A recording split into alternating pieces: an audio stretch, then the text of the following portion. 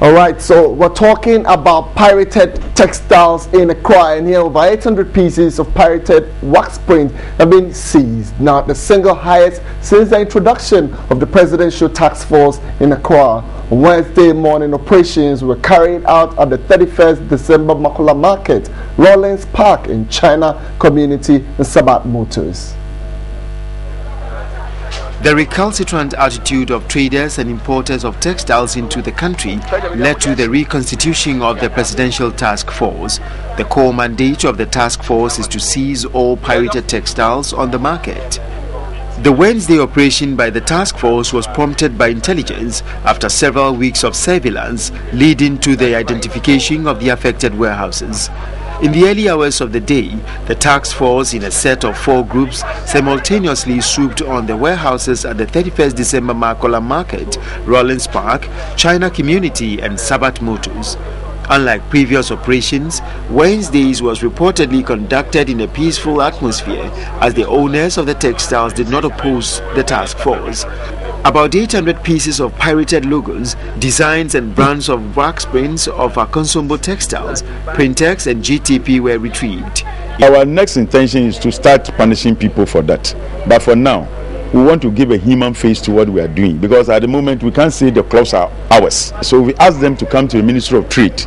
If they prove their ownership, then that is. But if they are not able to prove their ownership, then we'll know. We'll take it from there. A striking feature was Ghana's Standard Authority stamp on labels of some of the pirated textiles. Even tie and dye were displaying wax print labels. Some of the traders who rushed to the Accra Regional Police Command claimed they were unaware of the fight against pirated textiles. We are not aware of the local designs. We were not also told of the ban on the imported wax print. We took our delivery from credible sources, paid tax and custom duties on them. Under the World Trade Law, all seized pirated textiles are to be destroyed through burning. The seized wax prints will be sent to the Trade Minister for further action. So in other business stories, the Chief Executive of the Ghana Gas Company, Dr. George Sipa Yankee, says chieftaincy disputes are derailing efforts at speeding up development. He was addressing the chiefs and people of Lower Axim in the Western region. According to the Chief Executive Officer of Ghana Gas, Dr. Sipa Yankee, despite availability of natural resources, chieftaincy disputes and multiple sale of land to investors remain impediments to accelerating development that can be avoided.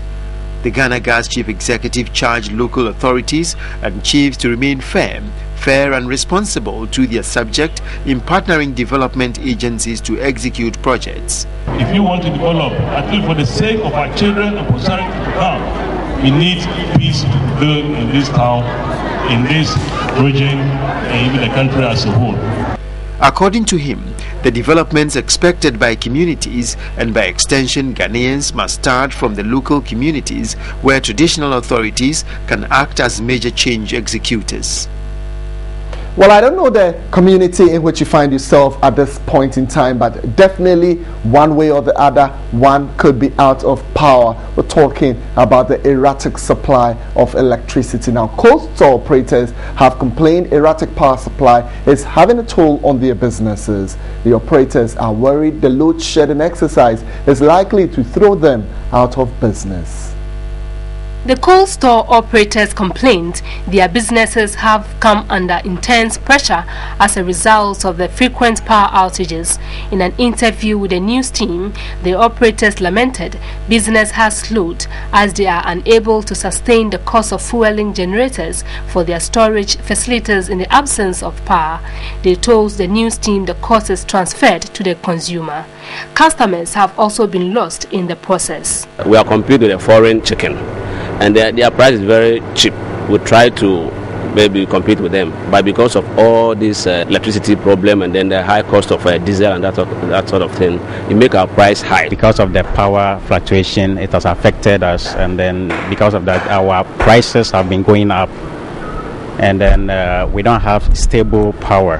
From an initial price of between 15 to 20 cedis, a kilo of chicken is now sold between 20 to 30 cedis. Operators fear they might go out of business if prices continue to rise. They also complained of power fluctuation and unfavorable load shedding. All right, so many thanks for joining us on the business segment. We still have some more stories. Do stay with us. We'll be back shortly.